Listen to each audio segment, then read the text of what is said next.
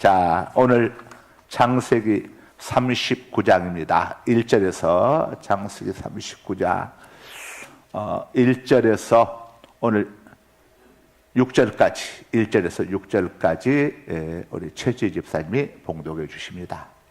요셉이 이끌려 애굽에 내려가매 바로의 신하 친위대장 애굽 사람 보디발이 그를 그리로 데려간 이스마엘 사람의 손에서 요셉을 사니라.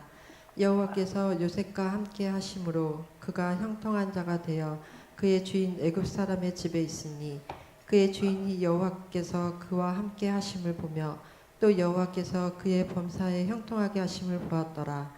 요셉이 그의 주인에게 은혜를 입어 섬김에 그가 요셉을 가정 총무로 삼고 자기의 소유를 다 그 손에 위탁하니 그가 요셉에게 자기의 집과 그의 모든 소유물을 주관하게 한 때부터 여호와께서 요셉을 위하여 그 애굽 사람의 집에 복을 내리심으로 여호와의 복이 그의 집과 밭에 있는 모든 소유에 미친지라.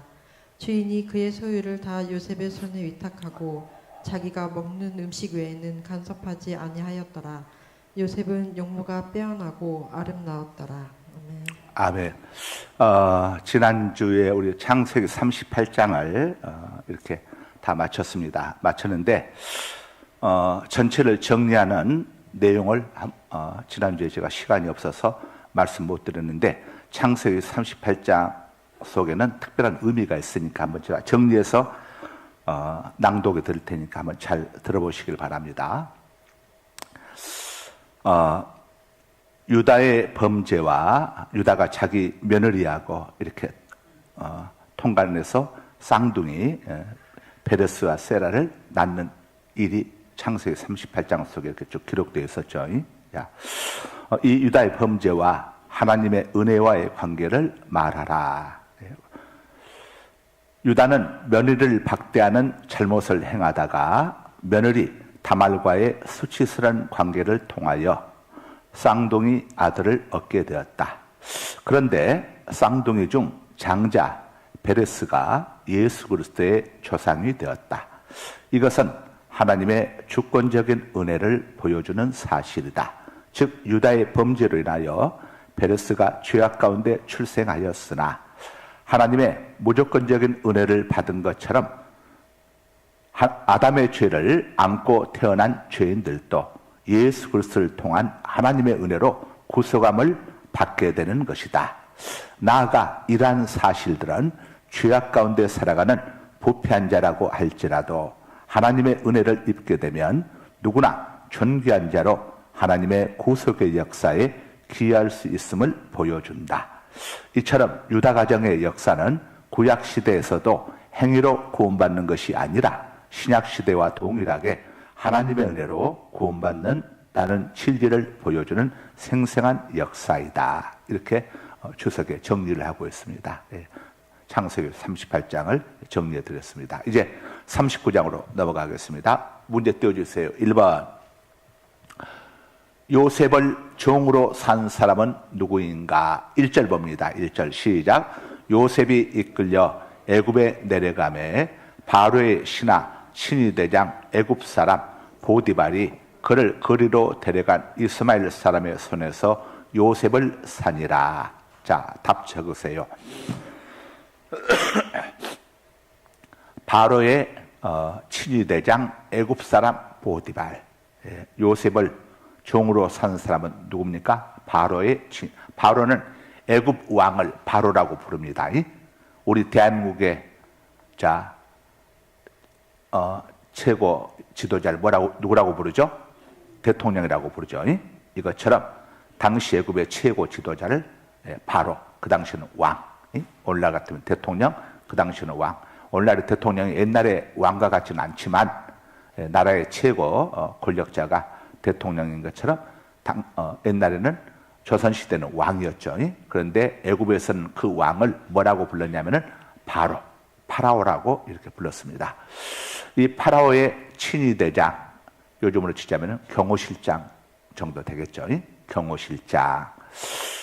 애굽 사람 보디발. 굳이 보디발이라고 해도 되는데 애굽 사람이라고 하는 이름을 넣었냐면은 그 당시 바로는 나라 국적에 상관없이 뛰어난 뛰어난 인재들을 등용을 했습니다.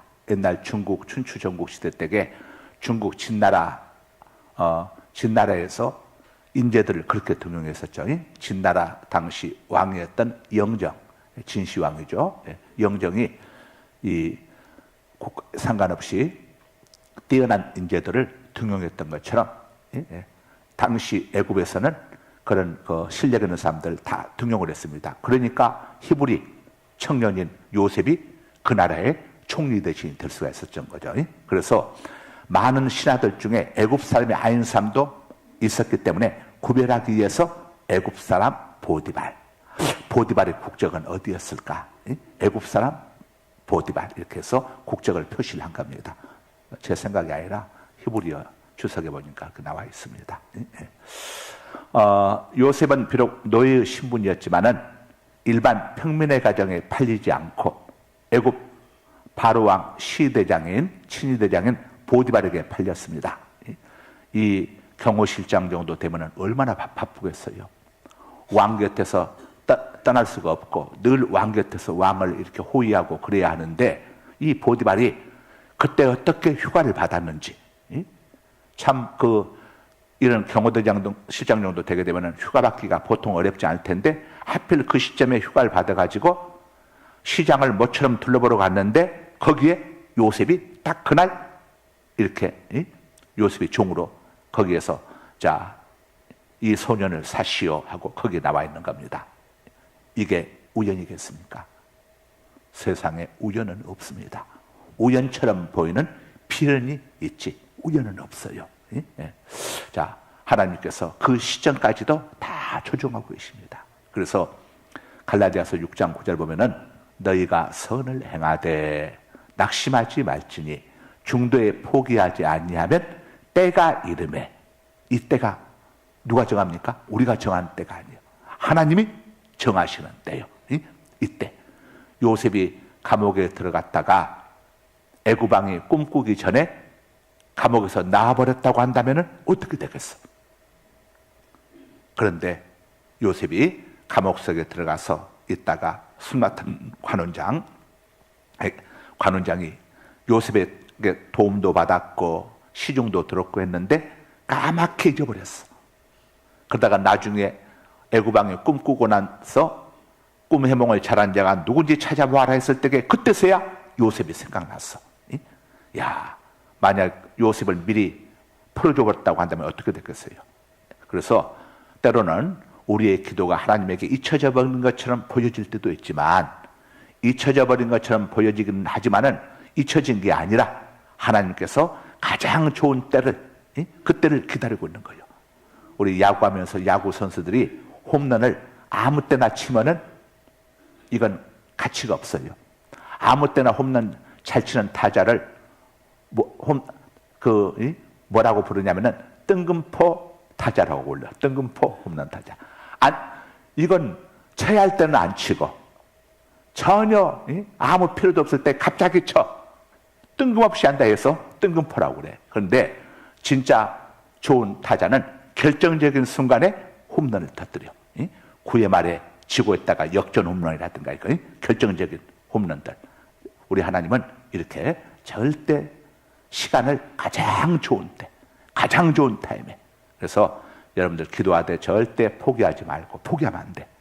낙심하지 말고 계속해서 기도하면은 하나님께서 가장 좋은 때 역사합니다. 지금 요셉도 이 타임에 만약에 보디발이 이때 안 났다면, 다른 평범한 사람 집에 노예로 팔려갔다면은 저기 신한 염전으로나 팔려갔다면 어떻게 되겠어?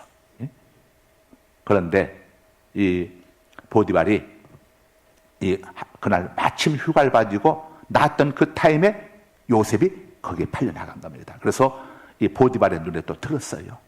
보디발의 눈에 들어가지고 이렇게 팔려가는데 이것은 우연이 아니라 하나님께서 요셉을 이 보디발을 통해서 애굽의 총리로 삼기 위한 하나님의 섭리. 그러니까 우리가 만나는 이해할 수 없는 여러 가지 일들이 다 이게 의미가 없는 게 아니라 우리가 그 일들을 통해서 하나님의 이게 섭리라고 하는 겁니다. 하나님의 섭리. 야, 이게 정말 하나님의 섭리가 아닐 수가 없어. 여러분들 쭉 삶 속에서 돌이켜보세요. 아, 진짜 하나님의 섭리가 아니고서는 있을 수 없는 이런 일들이 일어나게 되는 겁니다. 요셉이 애국까지 온 것도 하나님의 섭리고, 아니 어떻게 형님들이 아무리 그래도 그렇지, 함께 피를 나누는 형님들이 동생을 이렇게 인신매매할 수가 있습니까? 그런데 그 형님들의 악함을 통해서 하나님께서 요셉의 길을 열어가고 있는 겁니다. 우리가 악한 통로로 쓰임받아서는 안 됩니다. 가룟 유다처럼 악한 통로로 쓰임받아서는 안 되지만, 하나님께서는 악한 자들의 그런 통로를, 그들의 악한 것을 통로 삼아서도 하나님의 뜻을, 구속사의 뜻을 요셉을 통해 이스라엘 백성들 다 구원해내기 위한 이런 하나님의 구속사의 이런 뜻을, 역할을 하나님께서 이런 엄청난 일을 하나님 이루어 가십니다. 절대 우연이 없어요. 그래서 이 하나님의 섭리 속에는 우리가 생각할 수 없는 고난도 있고 아픔도 있습니다.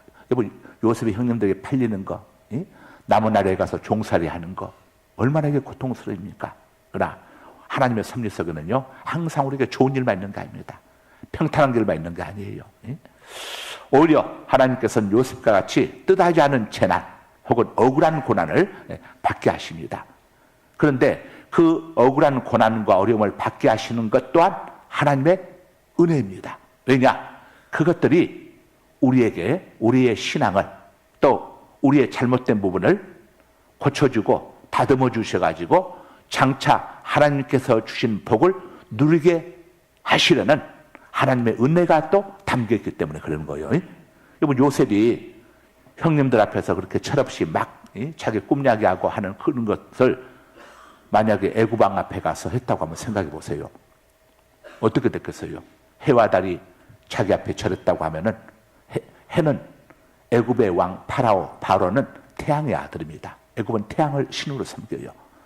모든 걸 신으로 섬기지만 특별히 태양을 가장 위대한 신으로 섬긴 나라가 애굽입니다. 그래서 애굽 왕 파라오라는 의미가 태양의 아들입니다. 그런데 자기가 신으로 섬기는 태양이 요셉 앞에 엎드려 절했다는 이야기를 만약에 요셉이 생각 없이 짓거렸다고 해보세요. 애굽의 신하들이 요셉을 가만 놔두겠습니까? 애굽 왕이 아무리 요셉을 보호해주고 싶어도 신하들이 가만히 있겠습니까? 암살을 하든가 난리가 났겠죠. 근데 요셉이 말 잘못해가지고 형님들에게 인신매매 당하는 쓰라린 아픔을 경험하면서 아무리 피를 나눈 형님이라도 해서는 안 되는 말이 있구나, 이걸 경험하게 된 겁니다. 철저한 말조심을, 말 한마디 잘못했다가 형님들에게 인신매매 당하고 죽임당할 뻔했잖아요. 야, 이거 정말 말 조심해야겠구나. 감옥 속에서 2년 동안 얼마나 또 곰씹으면서 이래 했겠습니까? 그래서 이런 훈련을 시키기 위해서 요셉이 혹독한 고난을 당하도록 하나님께서 역사하신 겁니다. 그래서 시편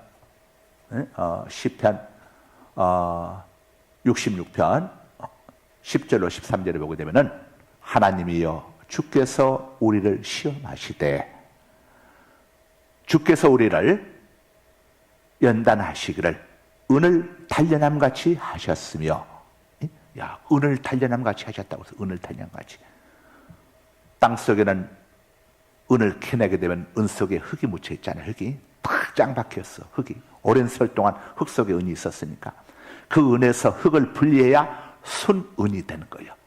금도 마찬가지 순금이 되는 거예요.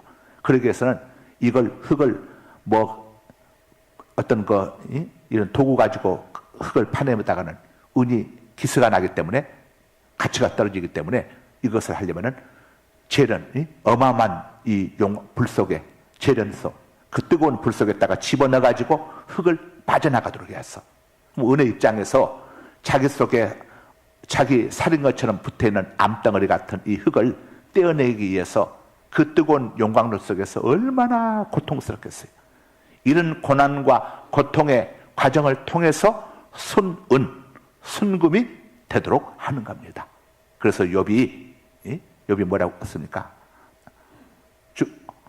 주께서 오직 나의 길을 아시나니, 욥기서 23장 10절에서 주께서 오직 내가 가는 길을 아시나니 그가 나를 단련하신 후에는 내가 순금같이 되어 나오리라, 이렇게 고백하잖아요. 그래서 우리 성도들이 하나님 앞에 기도하고 하나님 말씀으로 살려고 할 때에 여러분 예기치 않은 많은 고난들이 있습니다. 어려움들이 있습니다.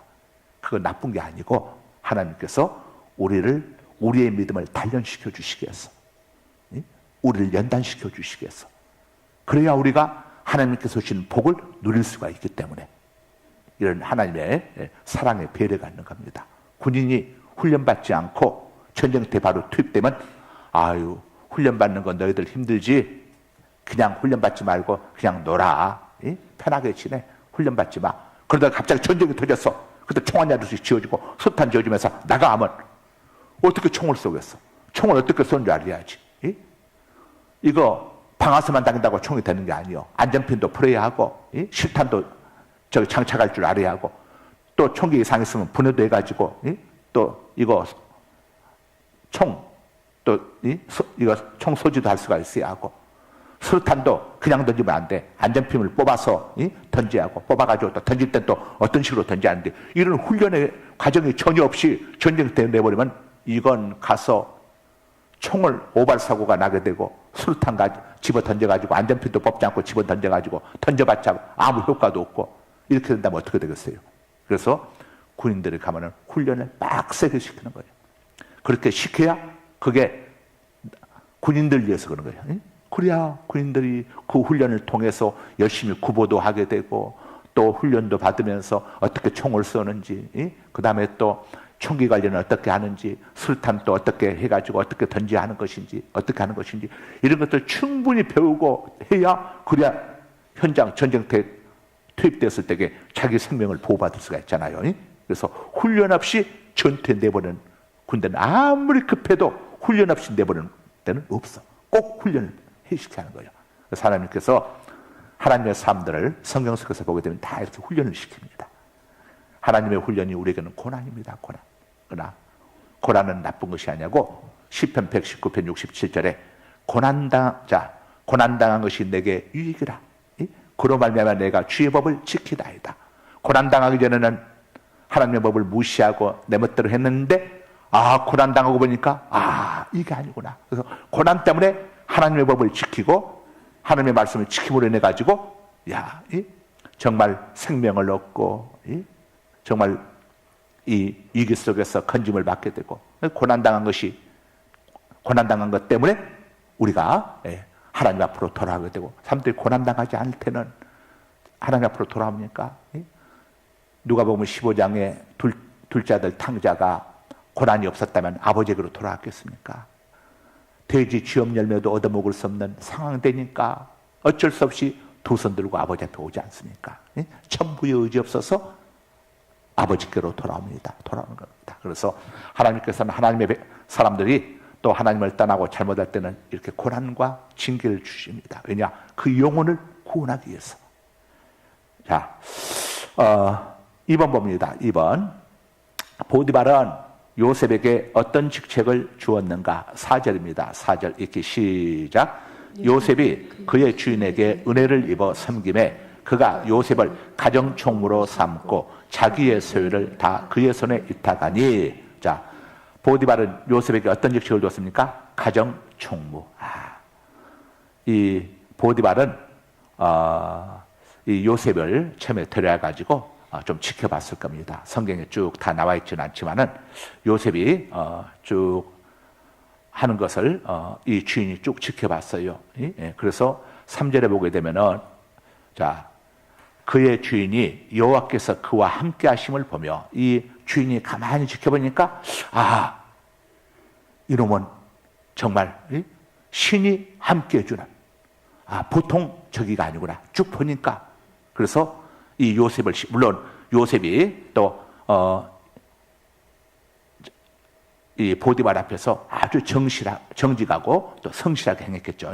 쭉 보면서 보니까 정말 얘는 밖에 내보내서 밭에 가서 일하라고, 공장에 가서 일하라고, 뭐 이거 밖으로 내보낼 아이가 아니고 내 가정 안에 모든 일들을 맡기면은 정직하게 성실하게. 그 가정 총무는 또 어떤 일을 하겠습니까? 돈 다루는 일을 하지 않겠어요? 돈, 물질. 이 바쁜 보디발이 돈 다루는 일을 할 일도 없을 것이고. 자, 그래서 이런 가정에 있는 모든 재물을 관리하는 사람은 어떤 사람에게 맡기겠습니까? 정직하고 성실하고 책임감 있고. 보니까 요셉이 그렇단 말이에요. 그래서 자, 요셉을 가정 총무로 삼았습니다. 요셉은 그 비천한 노예의 신분이었는데 얼마나 이 요셉이 이렇게 주인이 보기에 아주 성실하고 진실하게 하나님께서 함께 하심을 보았다고 그랬어요.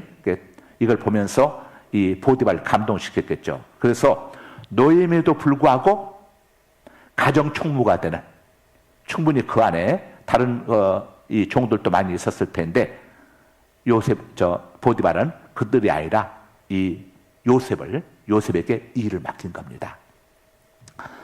전에 여러분 베너라고 하는 영화 보셨죠? 베너라고 하는 영화 보게 되면은 베너의 주인공 이름이 유다입니다. 베너가 그 베너 주인공 바로 이름이기도 하죠. 그 본래 이름은 유다 베너죠. 유다 베너예요. 근데 이 베너가 그 친구 때문에 모략을 당해가지고 이 노예선으로 팔려갔다가 거기서 노예선에 있던 그 총사령관, 로마 해군의 총사령관이 바다에 빠지게 됐을 때에 뛰어들어가지고 생명을 건져주죠. 그래가지고 노예에서 절지에 뭐가 됐습니까? 그 총사령관의 아들이 됩니다. 아들이. 그래서 나중에 이제 복수까지 하게 되고 예수님에게 그 본인이 노예로 팔려갈 때에 물 한 잔을 대접받죠. 예수님이 물을 주죠. 또 나중에 예수님이 십자가에 이렇게 못 박혀서 끌려갈 때에 또 베너가 예수님에게 또 가서 물을 이렇게 주지 않습니까? 쭉 하는데 이렇게 높은 사람에게 그 다음 고대 시대 때는 이렇게 그 종이라고 할지라도 높은 사람에게 생명을 구한다든가 인정을 받게 되면은 이렇게 신분적으로 종이라는 것에 상관없이 그 주인이 그 사람을 발탁해 가지고 귀하게 썼듯이 이 당시에도 아마 이랬던 것으로 보여집니다. 그러니까 우리 성도들은 어떤 부당한 대우를 받는 자리에 있더라도 하나님을 섬기는 마음으로 진실하고 성실하게 일하게 되면은 하나님의 놀라운 축복이 있다는 것을 우리에게 알려주는 겁니다. 골로새서 3장 22절에서 23절 읽어주세요. 종들아 모든 일에 육신에 상전하게 순종하되 사람을 기쁘게 하는 자와 같이 눈가림만 하지 말고 오직 주를 두려워하여 성실한 마음으로 하라. 무슨 일을 하든지 마음을 다하여 주께 하듯 하고 사람에게 하듯 하지 말라. 무슨 일을 하든지 마음을 다하여 주님께 하듯 하고 사람에게 하듯 하지 말라. 자, 우리 직장생활 하는 사람들 또 남의 이렇게 또 고용당에서 일한 피고용인들에게는 이런 자세를 가져야 한다는 것을, 그렇게 될 때에 하나님께서 그들에게 은혜를 주시겠다는 것을 알려주고 있는 겁니다. 다음에 3번 띄워주세요. 3번 여호와께서 함께 읽습니다. 시작. 여호와께서 보디발의 집에 복을 내리신 것은 누구를 위함이었는가? 자, 보디발을 위한 것이었을까요? 아니면 누구를 위한 것이었을까요? 5절 봅니다. 5절 시작. 그가 요셉에게 자기의 집과 그의 모든 소유물을 주관하게 한 때부터 여호와께서 요셉을 위하여 애굽 사람에게 복을 내리심으로. 아멘. 스톱. 거기까지. 자, 누구를 위해서 복을 내렸습니까? 요셉을 위해서. 요셉을 위해서. 하나님께서는 보디발이 소유하고 있는 것은 집에 있는 것이나 들에 있는 것이나 모두에게 형통하는 복을 내리셨습니다. 가축대 또 농산일 모든 것들이 번창해졌어요. 언제부터? 요셉이 가정 총무로서 모든 것을 주관한 때부터 근데 그게 누굴 위한 것이었어요? 요셉을 위한 거였어. 이때 요셉이 만약에 나 때문에 우리 주인이 그냥 모든 게 하는 것마다 형통되네 이런 생각을 가질 수도 있었겠죠. 우리도 이런 생각을 가질 수 있잖아요. 그런데 자, 누굴 위해서? 나를 위해서. 쉽게 말하면은 우리가 주님 앞에서 주님을 위하여 충성하는 것 같지만 실은 그게 누굴 위한 복이라는 겁니까? 나를 위한 거예요. 나를 위한 거. 예? 여러분들이 내가 하나님 앞에 이렇게 드리는데, 내가 이렇게 헌신하는데 하나님을 위해서 하는 것 같지만 하나님은 뭐라고 합니까? 너를 위한 것이다. 너를 위한 것이다. 그렇지 않아요? 우리 하나님이 아쉬운 게 뭐가 있겠습니까? 하나님은 아쉬운 게 전혀 없으신 분이야. 예? 우리가 뭘 드리지 않는다고 해서 하나님이 굶어 죽으십니까? 우리가 뭘 봉사하지 않는다고 해서 하나님께서 하나님의 일을 하는 데에 제한받습니까? 전혀 하나님은 아쉬움도 없고 부족함도 없고 전혀 없어. 누굴 위해서? 나를 위한 거예요. 예? 직장인이 직장에서 일을 하면서 나는 이 회사를 위해서 정말 빼빠지게 일을 하는 거야. 그건 생각을 잘못한 거예요. 누굴 위해서 일하는 겁니까? 자기를 위해서 하는 거예요. 자기를. 이번 프로야구 선수가 예? 홈런을 치고 안타를 치면서 성적이 올라가는 거 하는 거, 그게 누굴 위한 게 되는 겁니까? 그 팀을 위한 겁니까? 그 팀을 위한 것처럼 본인은 생각할지 모르지만 결국은 누굴 위한 겁니까? 그 사람이야. 그 사람, 그 선수. 그래서 연말되면 그 선수, 그 팀은 우승 못해도 그 선수는 그 다음에 엄청난 연봉을 받고 다른 팀에서 서로 그 선수를 데려가려고 하고. 여러분 그렇지 않습니까? 이게 원리. 예? 자, 이게 세상적인 원리이고 영적인 원리입니다. 그래서 여러분들 어떤 일 할 때 간에 하나님께서 내게 이런 기회를 주시다니 나를 예? 나를 감사함 주는 상갈섬 함께 이 찬양단으로 세워주시다니 하나님 저를 써주셔서 감사합니다. 그렇잖아요. 저는 목회를 시작하고 쭉 목회하면서 저는 하나님 앞에 항상 그런 마음을 가지고 살게 왔습니다. 예? 우리 송 목사도 그렇고 저도 그렇고 예? 저희 둘이 늘 이야기할 때 그렇게 합니다. 하나님이 우리를 써주셨어. 예? 우리 부부를 써주셨어. 정말 감사합니다. 저는 기도할 때 그렇게 합니다. 하나님 저를 써주셔서 감사합니다. 여러분 아니 우리 상갈서만교회 정도 되는 교회 같으면은 여기 와서 담임 목사 할 사람 오시오 하면은 아마 여기서 부산까지 줄 설 거예요. 예? 그런데 그 많고 많은 삶 중에서 하나님이 저를 써주시고 우리 송 목사를 써주시고 우리 부부를 공동 목사를 이렇게 써주시니 이거 아무나 할 수 있는 일입니까? 대한민국 땅에 우리 송 목사하고 저하고 부부 공동 담임 목사하는 교회가 대한민국 땅에 23년 동안 공동 목사하는 교회 없어요. 없어. 여기 우리 살라는 마루 해마다 목사님들 많은 목사님들이 오시지만은 한 분 오신 분들마다 전부 저한테 그런 이야기 하시더라고요. 목사님 부부처럼 이렇게 공동 목회하는 교회는 없다는 거예요. 못 봤다는 거예요. 그 양반들이 얼마나 전국 각지에서 오시니까 교단에 상관없이 오잖아요. 근데 얼마나 많이 알겠습니까? 근데 그분들 이야기가 목사님 부부처럼 공동 목회하는 목사님을 이렇게 장기 목회하는 목사님을 본 적이 없다는 거예요. 본 적이. 들은 적도 없고. 이게 사람이 하고 싶다고 해서 할 수 있는 게 아니에요. 여러분 부부간에 함께 어떤 일을 같이 하는 게 쉬운 게 아닙니다. 여러분 집안에서 같이 생활해보면 알잖아요. 자녀들 교육 문제 하나 가지고 또 부부간에 싸우게 되고 어떤 친정일, 시댁일 때문에도 부부간에 싸우고 갈등하고 그러는데 함께 공동 목회를 이렇게 23년 동안 하는 게 이게 쉬운 문제가 아닙니다. 그런데 이렇게 할 수 있는 것은 우리가 잘나서거나 저기에서가 아니라 하나님이 써주시니까 이게 가능한 거예요. 예? 이게 하나님이 써주시지 않으면 될 수가 없어. 아유 무슨 부부 목사가 있나? 아이고 나 저 교회 싫어하고. 하나님이 안 보내주시면 방법이 없어. 하나님이 써주시니까 이게 감사의 일이지. 예? 그래서 저는 하나님이 들으시니까 하나님 다 듣고 계시지 않습니까? 이거 다 하는데 저는 지금까지 기도하면서 한 번도 하나님 왜 내가 이 목회를 해야 합니까? 해본 적이 없어. 진짜 제가 목회를 시작할 때 여러분 알다시피 얼마나 좋은 직장을 다녔습니까? 좋은 대우를 받고. 그러나 그걸 제가 다 하나님께서 내려놓으라고 해서 내려놓고 개척 상갈성전에서 정말 개척에서 맨 땅에서부터 시작하지 않았습니까? 우리는 그렇게 시작하면서 오면서도 아이고 내가 왜 그 좋은 직장을 거기서 근무할 걸 왜 내가 와서 내가 정말 지금 이 지하에서 내가 지금 뭐 하는 짓인가 이런 생각을 저는 해본 적이 없어요. 하나님 써주셔서 감사합니다. 야 저는 지금까지 그렇게 했어요. 그렇게 진짜 이건 제가 그렇게 하고 싶은 게 아니라 사실이니까 팩트니까 하나님이 써주신 걸 나는 감사해요. 이렇게 하나님이 써주시니까 세상에서 본 하나님의 말씀을 전한다고 하는 것 얼마나 이게 참 행복한 일입니까?